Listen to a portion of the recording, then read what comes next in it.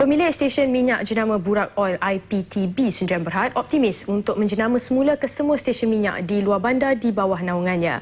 Pengerusinya Tan Sri Sabaruddin Cik berkata, ketika ini IPTB memiliki 198 stesen minyak di seluruh negara. Daripada jumlah itu, 32 sedang diubah suai dengan kos antara RM150,000 hingga RM300,000. This is actually run by individuals also, ya. Kita akan bantu mereka mendapatkan dia punya capital lah untuk dia nak memperbaiki dia punya stesen tadi.